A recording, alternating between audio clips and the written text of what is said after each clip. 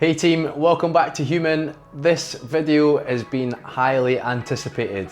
It is the age-old question. How do I build muscle and lose fat? I'm going to cover it all today and we're going to break each section down. We're going to talk about nutrition, we're going to talk about training, both specific to building muscle and losing body fat.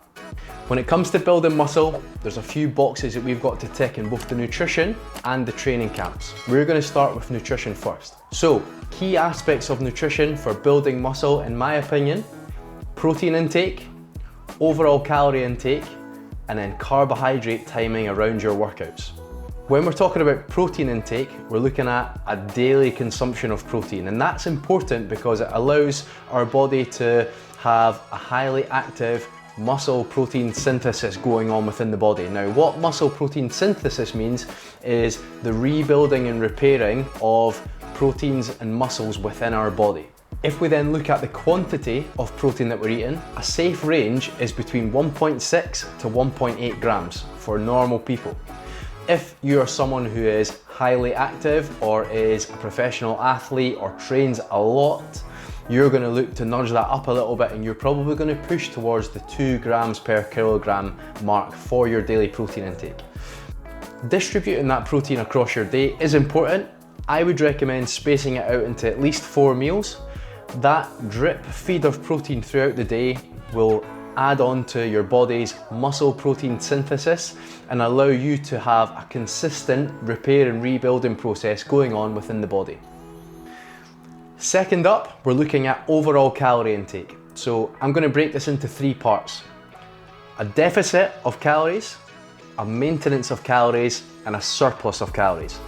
A deficit of calories is when we're eating beneath our requirement to stay the same. A maintenance of calories is when we're eating the exact amount of calories that will allow our body to stay exactly the same. And a surplus of calories is when we're eating over that maintenance, and that allows our body to grow and change.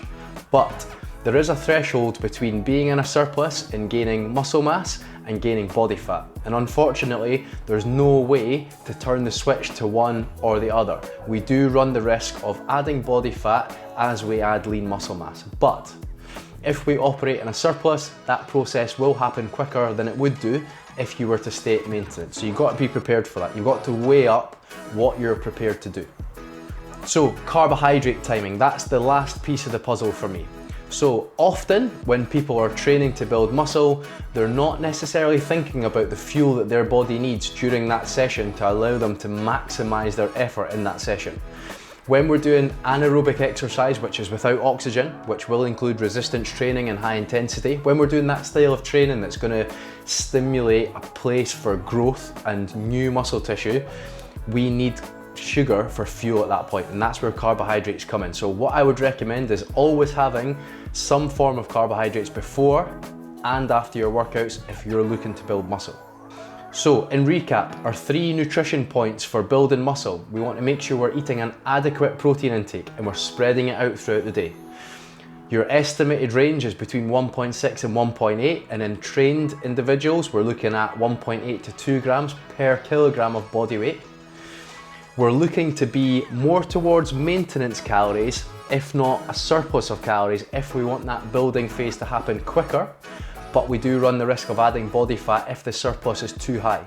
Now, what I will say on that is if beginners are in the same position, they get what we would call in the industry newbie gains. So if you're a beginner, you could probably be leaning into building muscle when you're eating in a slight deficit, but you're training hard enough and your protein intake's high enough.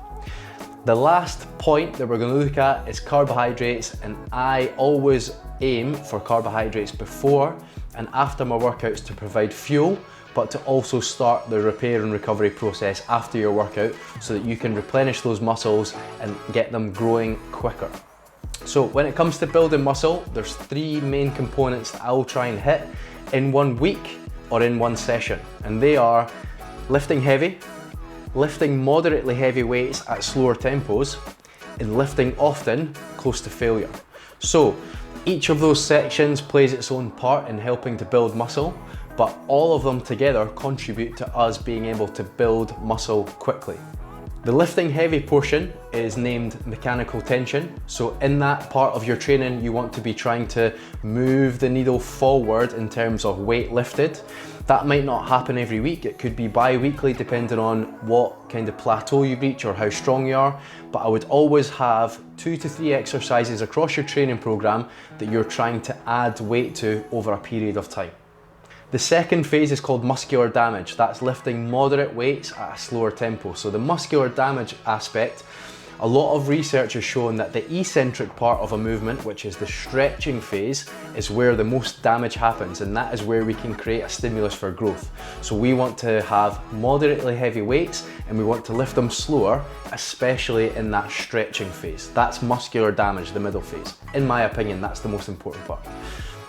The last phase is metabolic stress. Now, as I said, that's either lifting often in terms of lifting a high volume of reps in a small window of time, or lifting close to failure. So again, we might have something slightly lighter than our moderate weight. We might drop down slightly from that weight and we're gonna lift one set to complete failure or technical failure, maybe once a session or once a week. We're gonna pick one movement per muscle group that we're gonna do that on, and that has been studied to create enough stimulus for change and muscle growth as well. So, key takeaways for building muscle.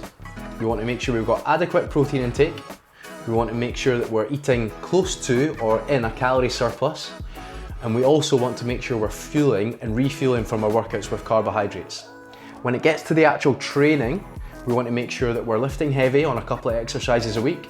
We want to make sure that those loads are progressing over a period of time. We then want to be lifting moderately heavy weights slowly for most of our exercises, specifically on the stretching phase. So when you're lifting a weight, you want to make sure that that stretching phase is slow and controlled before we then contract and press out the other side. And lastly, we want to pick 2 or 3 movements a week that we're going to take one set to complete failure. So we're going to exhaust that muscle. And that will be a complete variety of different stimuluses that are going to help you build muscle. If you found those muscle building tips useful, remember to like, share and subscribe, ring that bell, and we'll see you in the next video.